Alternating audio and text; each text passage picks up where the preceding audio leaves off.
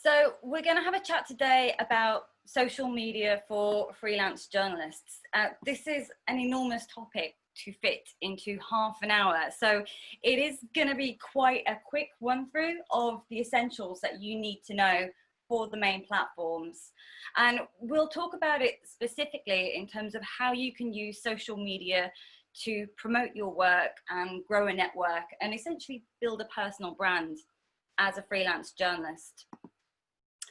So just to introduce myself, obviously my name is Abigail. I am a full-time freelance journalist and I also do training as well. It's kind of my side hustle. I have had bylines at outlets such as The Guardian, Vice, The Week, Independent and a bunch more. I'm also a visiting lecturer at City University of London. So I teach the journalism department there a couple of times a week when term is in session. I used to be a senior journalist at BBC News, and then last year I was a teaching fellow with Google News Lab, which was a lot of travel and a lot of training. I think I trained about 3,000 journalists last year, and it seems a world away at the moment when I'm basically just in my house, not going anywhere. So very glad to have had that experience. If you want to follow me across social media, I'm at Abigail Edge pretty much everywhere. And then I also have a website, abigailedge.com, where I'll be posting a handout with some of the links from today's session as well. So I want to start off with a job ad that I saw recently. And apologies to anyone who was in my session yesterday who's already seen this. Don't say anything in the chat. So I spotted this job ad from a new text message only digital zine, which is looking for contributors, and it's open to essays, poetry, fiction, photography, and funny bumper sticker sayings, pretty much everything. Pay is commensurate with Twitter followers. DM to pitch. So if you haven't seen this before, it is satire. It's from a site called The Belladonna Comedy, which I love. But I thought it was pretty spot on for where we are today, because the fact is, having a good, strong presence on social media can have an impact on the number of pitches that you land, how much work you get, even how much you get paid. I want to be absolutely clear, it's not the be all and end all. You know, you don't have to have a following of thousands and thousands and thousands of people in order to be a successful freelance journalist, but it can just help you to market yourself, as Anna mentioned earlier, to take control of what you want to do with your work and with your career. I absolutely love this quote from Jennifer Midscarter. She's the Director of Programs at the Online News Association. She wrote a fantastic article for Fortune magazine earlier this year, which I would highly recommend that you all read. Again, the link will be in the handouts that I can share at the end of the session. And Jennifer says there is power in introducing yourself on your own terms. Your story is yours to tell. So I think often as well, freelancers, but also just people in general, we tend to be a little bit reticent to actually talk about what we do and our achievements. I lived in America for a while, and they're a bit more forthcoming about that over there. And I think that really made me think differently about how I was putting myself across with my work. Because even if you're just starting out, you do have expertise, you do have skills, you do have things that make you a really valuable asset to any publisher, to any editor, to any community. So what your personal brand basically helps you to do is to figure out what those strong points are and put them across to share them with people. And when we talk about a personal brand, we're really talking about the following points. So having a strong personal brand can help to establish you as a professional and an expert in the areas that you want to cover as a journalist. It also helps you to build the reputation that you want in the industry. It helps potential employers to understand your voice and your expertise.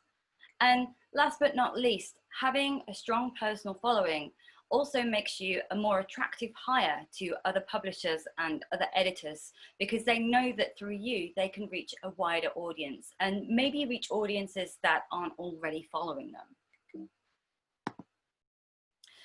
So over the next 30 minutes, we're going to get through quite a lot, but this is what we're going to cover. So we're going to talk about social media bios and how to write a really good bio that actually works. I know that's something a lot of people struggle with. We are also going to do a short exercise, so make sure that you have a pen and paper ready for that. It's nothing too scary, but I'm not going to make you draw another giraffe, so don't worry about that. Next, we're going to have a quick overview of Twitter, Facebook, Instagram, LinkedIn, and TikTok. So again, the bare essentials that you need to know to get up and running on each platform and to make really good use of it. And I'll also direct you to other resources where you can go and find out more information if you want to as well. And then we'll finish up the session with some useful tools and tips for social media. And finally, we should have about 15-20 minutes left for questions as well. So last week, the digital news report was published by Reuters. It's an annual publication. It's always really interesting to get a snapshot of where the digital news industry is at for that particular year.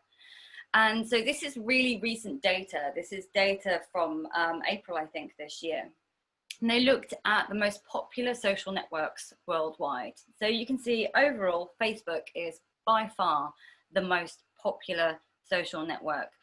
But WhatsApp and Instagram are actually the fastest growing. So if you look at the trajectory of both WhatsApp and Instagram, they're on the rise pretty fast. So this is social media for any kind of purpose. But when we look at social media specifically for news, it changes. So again, Facebook is still the most popular network, but you'll see that now Instagram is almost as important as Twitter. So in terms of really good platforms to focus on as a freelancer, as a journalist, I think Twitter and Instagram are absolute must-haves. Facebook can be very good for pages. There are a few issues around that, which I'll touch on when we start talking about Facebook in a bit more detail. And then somebody in the chat earlier posted something about wondering which networks were most popular in each country. So I wanted to include this map, this world map of social networks. And you'll see the blue color there is Facebook. So Facebook really, really dominates as the top social media platform across most countries. Instagram is growing a little bit. And then there's a few other smaller networks, but by and large, if you look at kind of the Eurozone area, which is obviously what we're focusing on today, Facebook is by far and large the biggest social media network. So let's move on to the social media bio, which the New York Times in an article a few years ago, the New York Times referred to the social media bio as a postmodern art form. It's something that a lot of people, they really strive to get that perfect bio that really sums up everything about them in 160 characters. And there's definitely a bit of a knack to it. So in terms of the ingredients for a really great social media bio, you definitely want to include your real name if you can. Obviously, there may be some issues around that if you are dealing with sensitive stories or if you have any privacy concerns, but again, we can come on to that later. But on the whole, use your real name across social networks when you can. It's part of your brand, and it's also really good for search engine optimization to make sure that you're more discoverable. You also want to include what you do and where you work. So for most people on this chat, I would assume that you're mostly freelance journalists. So you definitely want to include that in there, as well as the topics that interest you. So anything that you are particular in writing about, anything that you specialize in. And when you're writing about what you do and what interests you, you really want to be thinking about search keywords. You want to be thinking about the words that people might use to find you, and be specific with these. So for example, travel journalist will be better for search than just journalist. So if you've got kind of phrases, search phrases rather than individual words that will help you to stand out, that's another good way to really optimize your bio. Always include a link to your website. We talked about websites a little bit yesterday. It's really easy to get something set up and you don't have to pay a lot for it, but it's definitely a must do as a freelancer. And then last but not least, you want to include a way that people can get in touch with you, whether that's your email or leaving your DMs open so that people can get in touch with you that way. I get most of my work through social media. And I think part of that is because it's really easy to get in touch with me on there, as well as the fact that obviously I'm engaging quite regularly and I do have quite a strong following on there. So in terms of what makes a really good Twitter bio, again, these are a couple that I showed yesterday, but just for anyone who wasn't in yesterday's session, Atega Uwagba has a fantastic Twitter presence. She's also really good on Instagram, but I really like her on Twitter. She's a writer and a speaker and a consultant. So she says what she does, it's very to the point, but they're also keywords that people might use to find her. She publishes a newsletter called Women Who, which she's linked to. And then she also has a podcast and a book coming out. And I really like the way that she's pointed to those, because instead of writing, I have a podcast or I'm working on a book, she's used emojis to show what she's working on. It's a really nice way to add a bit of visual interest to your bio and to keep people reading. Over on the right-hand side, we've got Pablo Perez. He used to be head of the social media sector at the EU Commission. So obviously he's pretty good at social. Again, I really like this bio because it's very to the point. It says what he does now. It says where he used to work. And then you'll notice that he's got a call to action. So need a freelancer? My DMs are open. So again, he makes it really, really easy to get in touch with him. Over on Instagram, Ana Correa-Rado is a really interesting person to follow on Instagram. I would recommend that if you're not following her already.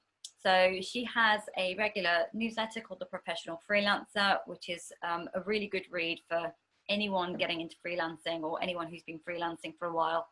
And she also does a lot of campaigning around fair pay for freelancers and highlighting how much people are paid for their work.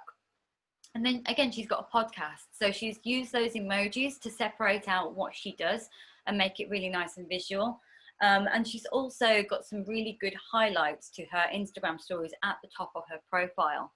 And you'll see that she's got a mix of work-related posts and then more personal posts about her holiday to Sicily or her dog. So, you know, when you're using social media as a journalist, it doesn't have to be purely professional. You can show a bit of your personal side in there as well. You know, that's one of the beauties of it.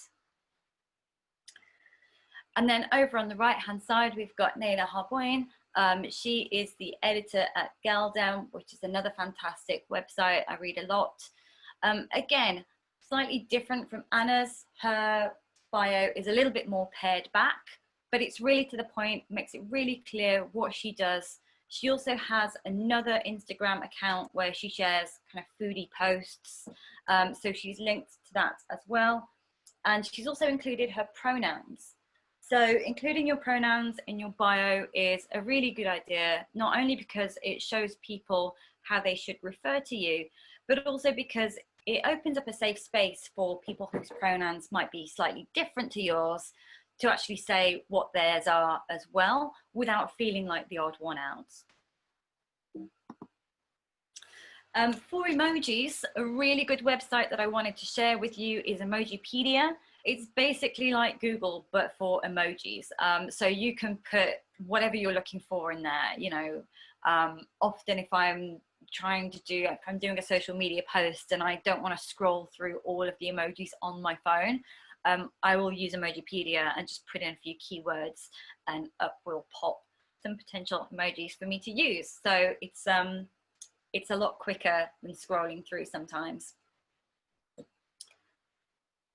Okay, so let's move on to a quick exercise, and this is where you'll need your pen and paper if you don't have that already. So what we're going to do is a real quick exercise on crafting your social media bio. So what I want you to think about are the following questions. how would you describe the work that you do now in one sentence? Secondly, I want you to think about a project that you're proud of. So what was your role in that project? And then thirdly, think about a call to action. So something that makes people want to do something, whether it's how they can get in touch with you or something that you can offer them. So for example, in my bio, I say, I can't remember off the top of my head what I say, but it's something along the lines of freelance journalist, working on a book, ex BBC, ex Google, and then I usually have a link to my training courses to highlight the fact that I do that. So what we're going to do is we're going to spend 60 seconds just brainstorming a real quick bio. Just try and do one sentence for each of these points, okay? And actually I'm going to make that a little bit more difficult for you. Rather than a sentence, let's try and answer those 3 questions in just 6 words. Okay, so you've got 60 seconds starting from now.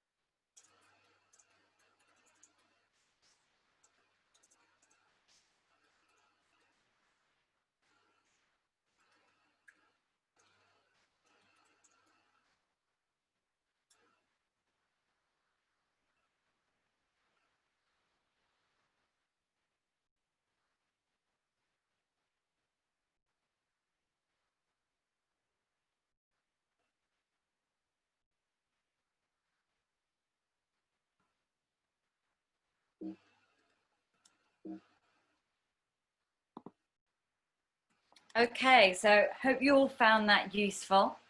Hopefully at the end of that exercise, you have a brief bio that you can then adapt for use across any social media platform. What makes it a little bit more difficult is that each social platform has a different character limit for the bio. So on TikTok, for example, your bio is just 80 characters. It's really, really brief. On Facebook, you have 101 characters, Instagram, 150, Twitter, 160, and then LinkedIn, you have a massive 2,000 characters. So you can obviously get a bit more creative with that. Once you have your bio sketched out, even if it's not quite finished yet, it does make it a lot easier to actually just pin down your achievements and the things that you want to draw attention to in your bio. And don't forget as well, you can throw in a couple of emojis if you want to make it a bit more visual, a bit more fun. Okay, so let's move on to Twitter. Twitter is perhaps one of the most popular platforms for journalists. It launched in 2006 and it now has 300 million monthly active users. So while I'm going through the next couple of slides, why don't you all list your Twitter handles in the chat so that people can go ahead and follow you and we can get a bit of a EJC, Freelance Assembly, social media community going. So the lowdown on Twitter is mostly it's used for news, networking, contacts, and calls for pitches. Those are specifically actually why I use it, why it's good for freelance journalists. So obviously Joe Blogs on the street isn't going to be looking at editors making calls for pitches, but as a freelancer, those 3 words are really useful to search for. If you're using TweetDeck, you can set up a column in your TweetDeck specifically to keep an eye out for when editors are looking for pitches. You can play around with the wording a little bit. Often a lot of editors do post on Twitter when they're looking to take people on. In terms of what is really good to post on Twitter, so news, comments, links to your stories or other stories that you found interesting. Twitter really likes native video and strong visuals, and then GIFs can be quite fun as well. Now, just because you have 280 characters for a Twitter post, it doesn't mean that you necessarily need to use them all. So a lot of research shows that shorter posts actually do better. And if you can get them between 71 and 100 characters, that's the optimum length for engagement. So definitely keep them very short, very to the point. If you have more that you want to say, you can always thread your tweets, which basically means that you're replying to your own tweets to produce a longer statement. A question I get asked a lot is, how often should I be posting on social media? Now, this will be different for everybody, depending on how busy you are and what else you've got going on. But generally speaking, about 3 times a day is a good rule of thumb to aim for on Twitter. The more that you post on any of these social media platforms, the more engagement that you'll get, and the more that the social algorithms will recognize that you're an active user, and so they will start to surface your posts more on other people's feeds. Having said that, you definitely don't want to start spamming people. You know, generally speaking, around 3 times a day for Twitter, and then once a day for most other platforms is absolutely fine. You also want to be quite careful that you're not doing something like sharing the same URL within a 48-hour period, because that can potentially get flagged up by the algorithm as spammy.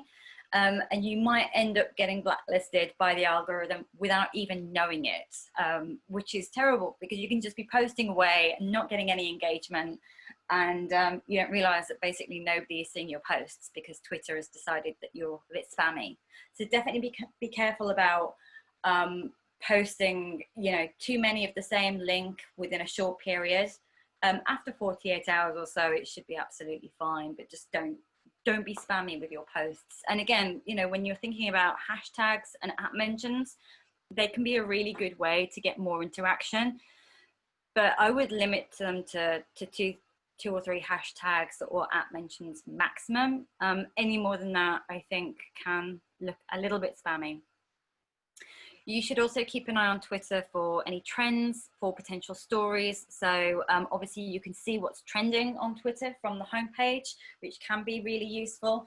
But also, you know, I personally have found that by specifically following a lot of freelance journalists, following a lot of editors, I naturally find a lot of conversations that are really interesting and that I want to participate in. And generally speaking, that Twitter community of freelancers is very welcoming.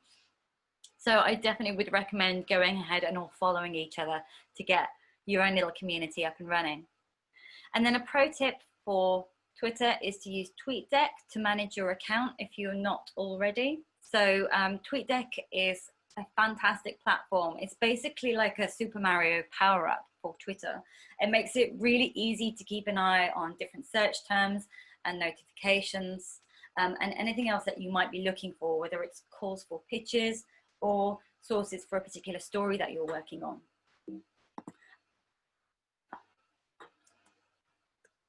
And then in terms of when you should be posting to Twitter, so Sprout Social is a really interesting website for any kind of social media news, any kind of social media updates. And earlier this year, they looked at what normally would be the best time to post across different social media platforms, and then how those posting times had changed post-COVID. Okay, because obviously more people are at home now. People tend to be spending a lot more time on social media. So some of those peak times for posting have actually changed since the start of the year. So because Twitter is used by quite a lot of people to quickly check the news, the usage for Twitter hasn't really changed too much. So pre-COVID, peak engagement times on Twitter were Wednesdays and Fridays at 9 a.m. And then currently the best time to post is on Friday between 7 and 9 a.m. and it's peaking at 9 a.m. on Fridays. So if you are somebody that likes to schedule their social media posts, we will talk about tools to do that later on. But if you're scheduling posts around Fridays, 9 a.m., it's probably a really good time to do that. So moving on to Facebook. Facebook launched in 2004 and now has 2.6 billion monthly active users.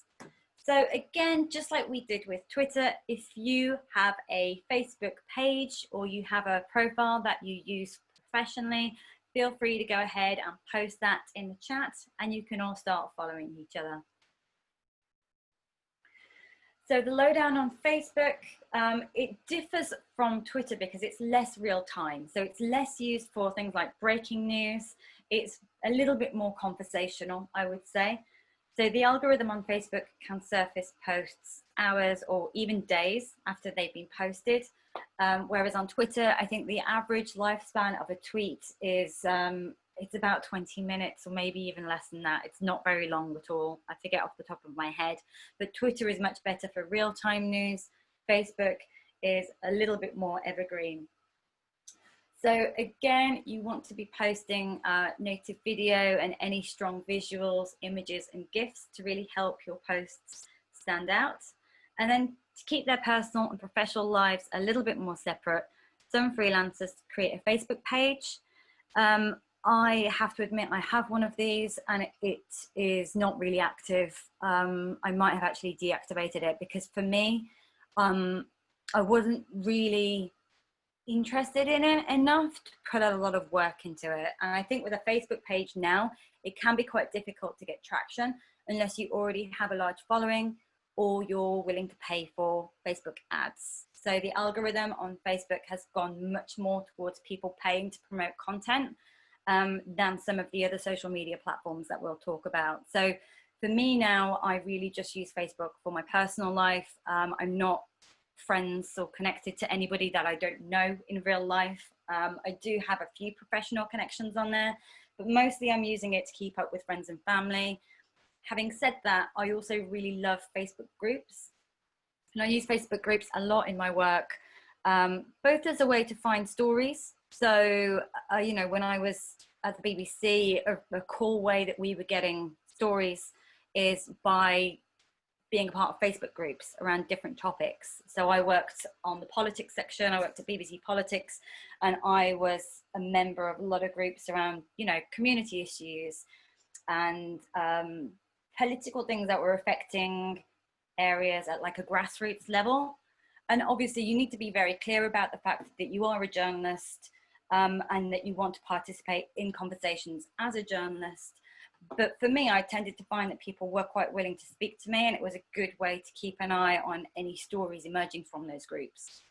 Obviously, there are also a lot of Facebook groups around for freelancers, which are really great in terms of advice and support. And again, just growing your community. So if you just go and do a search on Facebook for any topics that you're interested in, and then click the groups tab, there'll be a bunch of stuff up there that you can then get involved in. In terms of a good time to post on Facebook, so previously, Sprout Social found that Wednesdays from about 11 o'clock to between 1 and 2 p.m. were the best times to post on Facebook. Wednesday was a peak day overall, but then these days activity is a bit more consistently high throughout the weekday. So currently the best time to post on Facebook is Mondays, Wednesdays and Fridays between 10 and 11 a.m. And actually pretty much every day of the week at 11 a.m. was a slight peak compared to the rest of the day. Interestingly, weekends and weekdays after 5 o'clock showed a significant drop off. And I think at the moment, a lot of people are working from home, and then actually when they finish work, they're juggling other needs within their household, whether that's family, whether that's chores. So perhaps they have a little bit less time in the evenings than they used to. I think the fact that a lot of people are not commuting to work at the moment either actually means that the times that people are online has shifted. So, you know, you're not on the bus or the train or the tube killing time on Twitter or Facebook anymore. You can, most people anyway, can actually just roll out of bed, head to their home office and start work with, you know, a very, very short commute. So moving on to Instagram. Instagram launched in August 2016, and within 2 months, it had 100 million daily active users. It actually copied a lot of Snapchat's features and has essentially cannibalized that platform. So if you remember the slides from the digital news report that we looked at the beginning of the session, Snapchat now has the lowest level of engagement, the lowest level of active users across all social networks. Whereas today, Instagram has 1 billion monthly active users. And it's, again, one of the fastest growing social networks. If you are active on social media, if you're active on Instagram and you want to go ahead and share a link to your profile in the chat, go ahead and do that so we can all follow you. And then, does anyone know what the most liked Instagram post of all time is? It's this egg. I don't know if anyone has seen this before, but on January the 4th, 2019, the account World Record Egg posted a photo of an egg on a white background to Instagram with the specific purpose of surpassing the then most liked Instagram post, which was a picture of Kylie Jenner's daughter, Stormi. So within 10 days of this egg being posted to Instagram, it already had become the most liked post. And currently it has something like 54.5 million likes. Yeah, crazy. I think the campaign, the man behind this account is actually some kind of marketing whiz. But it just goes to show sometimes you really can't predict what is going to go viral and what isn't. So essential tips for Instagram. A lot of people really dislike the fact that you can't share links on Instagram unless you are verified or you have over 10,000 followers. For me, I don't really see that as an issue because Instagram is much more about building community and engagement and raising your profile. And if people really want to go and find out more about you, everybody knows that your link is in your bio. It's become a bit of a cliche in itself. So in terms of what to post on Instagram, you want to be thinking about really high quality images and then quotes for your grid. So that's your actual profile, the posts that show up in other people's feeds. And then obviously Instagram stories are a little bit different. So they expire after 24 hours. So they can be a little bit more off the cuff, you know, a little bit more unpolished than your grid posts. It's a really good way for freelancers to share things like moments from their day or, you know, any tips that they have around pitching. I've seen, you know, articles that they've published. So you can kind of have fun with stories and just get really creative with them. And if you don't get much of a response, it expires after 24 hours, so it doesn't matter. In terms of the optimum post length on Instagram, you know, it might be a very visual platform, but the captions do provide essential context. And it's a good idea to stick to between 138 to 150 characters to maximize engagement. And then hashtags are also one of the best ways to get your Instagram posts seen and to grow your audience. So unlike on Twitter, you can get away with using about 5 to 10 hashtags on Instagram. And if you want to include like caption breaks or line breaks between your actual post and your Instagram, there are a number of different ways that you can do that. You can add in like a series of full stops, or you can post your caption to Instagram and then put your hashtags in the comments. And then a good tip is to use a platform called Linktree to add multiple links to your Instagram bio. So I have this on my Instagram. If anyone wants to go and see what that looks like, I'm at Abigail Edge. Linktree is a free tool. It basically just allows you to link out to your website or your Twitter or your blog or any of the links that you have that you might want to direct people to. So I just want to take a closer look at Instagram stories because I know there was quite a lot of interest in the chat about Instagram. And obviously stories are something that a lot of people I think are still a bit unsure about. There's a number of different tricks that you can use to make your stories stand out a little bit more and get a bit more creative with them. So obviously you have a select number of fonts that you can use with an Instagram story. But if you want to add your own fonts, you can download the Over app and use that to create your own fonts on Instagram. You can also hide hashtags. So you can add up to 10 different hashtags within an Instagram story. And it can be a really good way to make them discoverable and help them be picked up by other users. But obviously, posting 10 hashtags might look a little bit spammy. So you can actually hide those. If you drag the little, it's like a little paint dropper icon to the background of your story, you can actually make the text of your hashtags the same color as the background. So they basically disappear, especially if you make them really small. You can highlight your best stories on your profile. As we saw in the 2 bio examples that I showed you earlier, that can be a really good way to just show off what you do and any main interests that you have. And then a couple of really good applications that can also help to make Instagram stories look a bit more polished.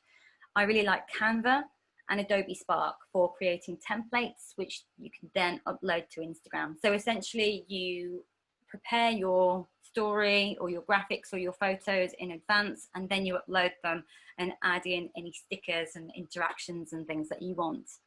So Canva is free. Adobe Spark is a paid for app. I think I pay about £10 a month for it. Canva I did use at the BBC when I used to do their Instagram stories. I can't remember what we used to call it now. Every morning there is like a news update, like things you need to know on the BBC News Instagram page. So I used to do that, and then on Fridays there would be kind of top stories of the week as well.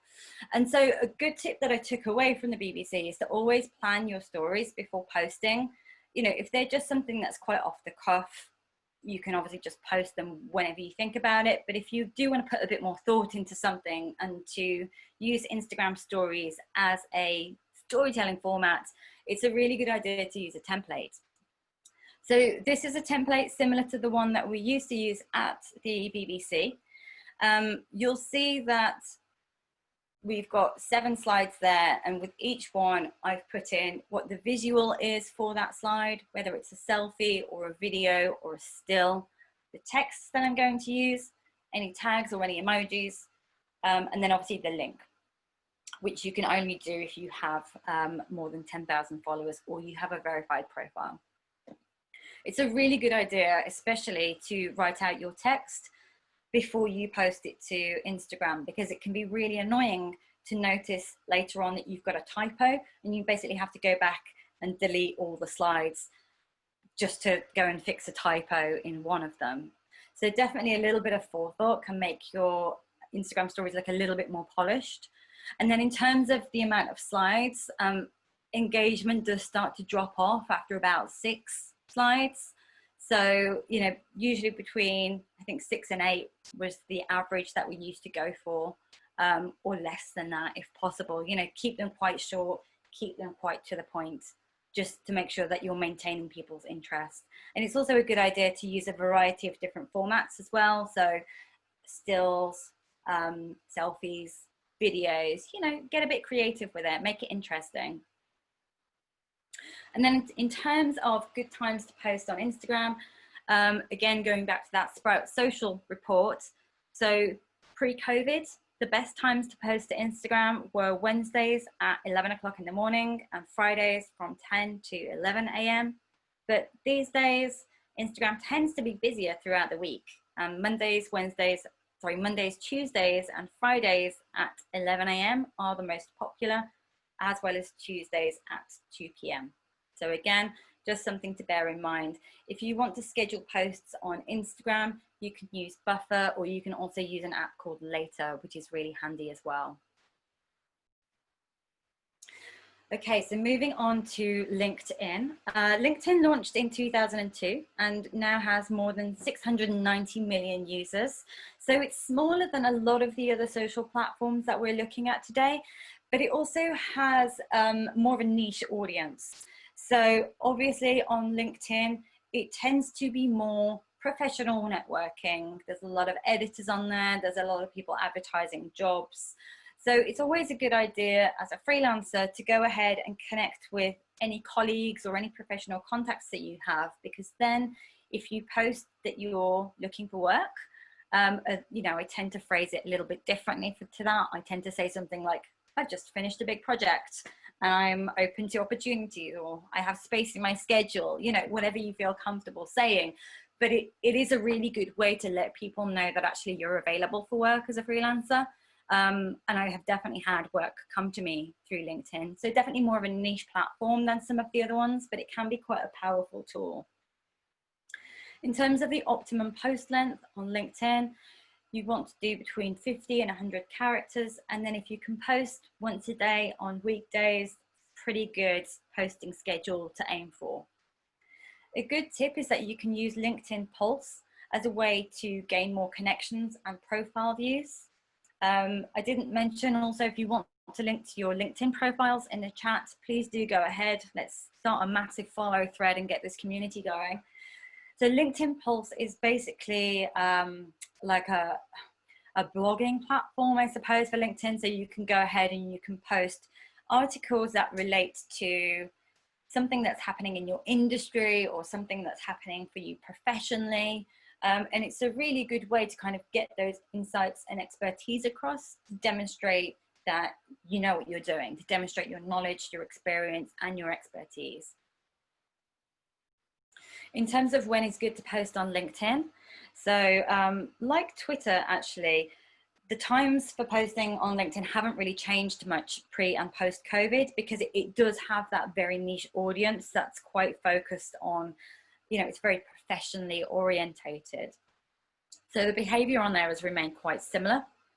So the best times now to post on LinkedIn are Wednesdays at 3 p.m, Thursdays between 9 and 10 a.m, and then Fridays from 11 a.m. to noon.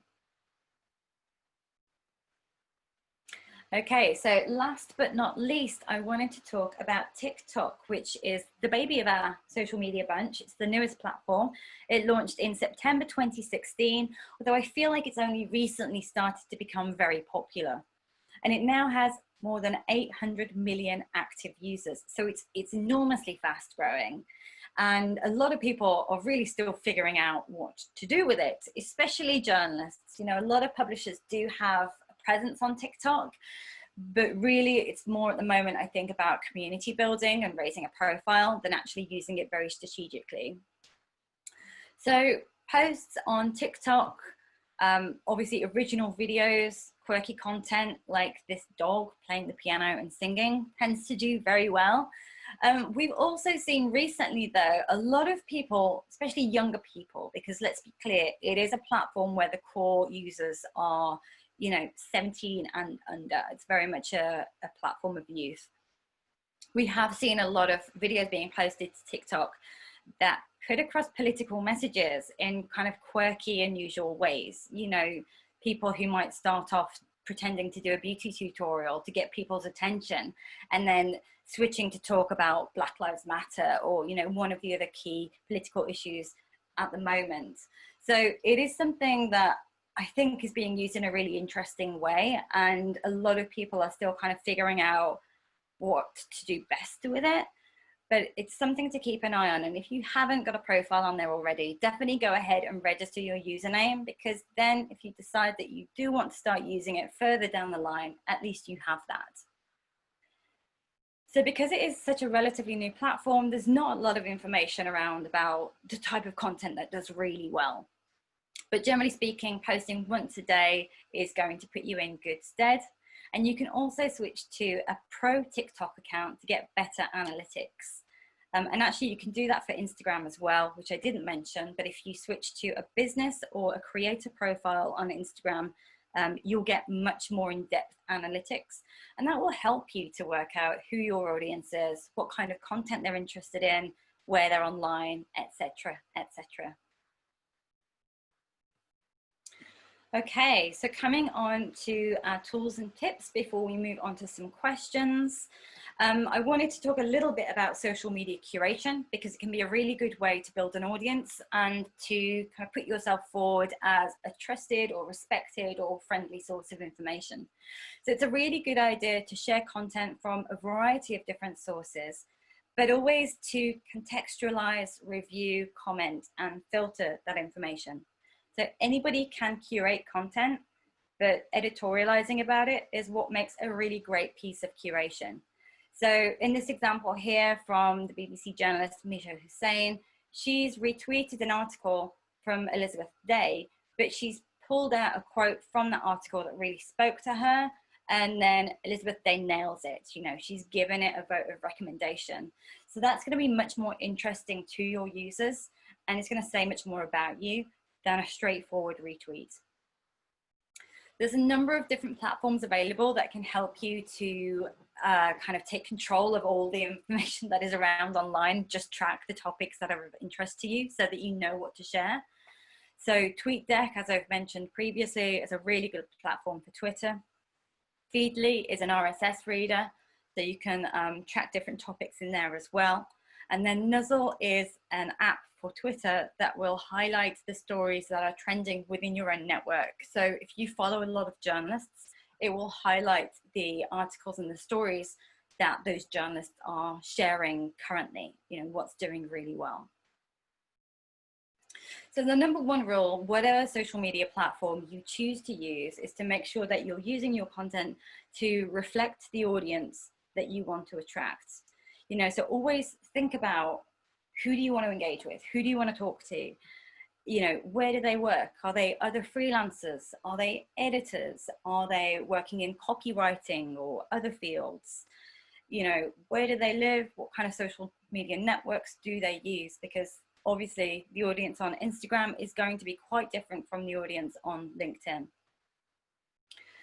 And you also want to think about, if you are bilingual, if you speak more than one language, something that came up yesterday is, what language should I post in? This is a really good question, and hand on heart, it's not something I have to deal with because I only speak English, which is kind of embarrassing. But I know that some of you in the chat today will speak multiple languages. So if you're not sure what language you should be posting in, whether it should be English or whether it should be your native language, the best thing to do is to take a look at your audience demographics. Okay, so every social media platform will have built-in analytics so that you can see where your audience is, and it also has language statistics so you can see what language they're using. Okay, another thing that you can do is to prioritize visual content, because obviously a great photograph, you don't need any words to go with it. It will still make sense and it will still appeal to people, even if they don't understand the language that you are posting in. With video, another thing that you can do obviously is to include captions to make sure that you're covering both bases. You could also consider multiple accounts. So you could have different social media accounts for different languages. You know, Pope Francis, I found out yesterday, Pope Francis has 9 different language accounts on Twitter, including Spanish, English, Italian, Portuguese, and Polish. And then another thing that you can do is to consider double posting. So the Canadian Prime Minister, Justin Trudeau, this is one of his tweets from yesterday on the right-hand side. He actually posts twice, and he posts once in English and once in French to demonstrate respect and to give equal treatment to Canada's 2 official languages. You know, and you'll see that the post in English has had significantly more engagement than the post in French, because English is the, you know, it's a more widely spoken language. But that's not to say that you shouldn't be posting in a different language just because it gets less engagement.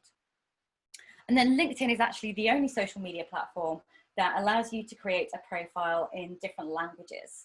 And again, there'll be a link in the handout to how to do that if that's something that you feel might be good for you. I also wanted to mention social media analytics. So it's a really good way to monitor how your content is performing, so you know what's working or not working so well. And again, you can switch to a business or a creator profile on Instagram to get much better and in-depth analytics. A really good tool for discovery and analysis on Twitter, only Twitter, no other social media networks, but it is fantastic, is Follow Wonk. So this is not a free tool, but I think they have like a 14-day free trial or something. And what it allows you to do is to search for other Twitter users by keywords in their bio. It allows you to analyze your own followers or the followers of another user. And it's a really great way to kind of identify influencers that might be good for you to connect with and engage with. And then if all of this is sounding like a lot and you're thinking, I just don't have time for all of these social platforms, that's fine, I get it. You know, I would definitely recommend focusing on one or two. For me, my main focuses are definitely Twitter and Instagram, but I'm still active on the other ones as well. And a good way to make life a little bit easier for yourself is to use an app called If This Then That. The abbreviation there is IFTTT. And through this, you can set up something so that, for example, any posts on Instagram are auto posted to Twitter, or you can share between, I don't know, Twitter and LinkedIn a little bit easier. You know, I would advise against automating too much because it can look a little bit spammy, and obviously every platform is a little bit different, so it's much better if you can to craft content for each individual platform.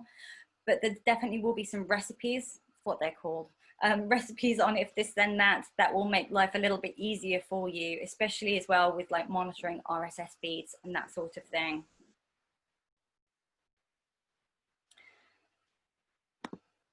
And then last but not least, I wanted to point to a really useful website called Crash Override Network. Now, I didn't have time today to really speak about trolling or privacy or online harassment, but that is a big issue that we all need to educate ourselves on the best way to deal with it, because, you know, I've been trolled before online and it's not pleasant, but thankfully I had been to enough you know, conference sessions and things on privacy that I kind of knew what to deal with it. And it wasn't terribly bad, but I think a lot of people, especially journalists, and unfortunately, especially female journalists, do experience a degree of harassment online. So Crash Override is a really great resource with all kinds of tip sheets, and they have a helpline on how to deal with online abuse. And it's actually founded by Zoe Quinn after she became the first target of Gamergate. So definitely check that out. And then last but not least, something I touched upon yesterday, but I just wanted to remind you all of because it's really important, is that if you're not sure about how to balance your professional and your personal life on social media, follow the 80-20 rule. So basically what this means is that roughly 80% of what you share should be related to your professional interests or journalism in general, and 20% should be more personal, whether that's humor or insights into your life, whatever it is that you feel comfortable sharing. So for me, generally, that's pictures of my cat. Here is Dylan. This is him snuggling in my bed yesterday. See how cute he is? I wasn't lying. Anyway, so that is the end of my presentation. I just want to point you to the Freelance Journalists website, Society of Freelance Journalists, of which I'm a co-founder. So we've partnered with the Freelance Journalism Assembly to create a new channel in our Slack group dedicated to discussion on some of the topics from these sessions. So if you want to talk more about personal branding, you want to talk more about social media, and any of these are topics that the Freelance Journalism Assembly are highlighting, go ahead to freelancesoc.org and join us on Slack, and we can continue the conversation over there.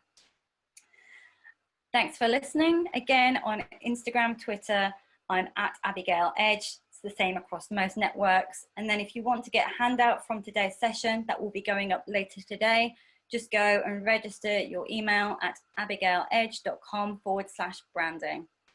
And now I think it's time for some questions.